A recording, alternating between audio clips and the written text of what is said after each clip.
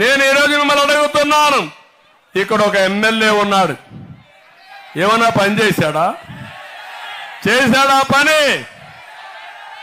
ఈరోజు జనసేన జెండాలు పట్టుకొని అల్లు అర్జున్ వస్తే ఇలాంటి తప్పుడు రాజకీయాలు, చవక రాజకీయాలు ఎవరన్నా చేస్తారా తమ్ముళ్ళు? మీ ఇంటికి వచ్చాడు అల్లు అర్జున్, తప్పు లేదు.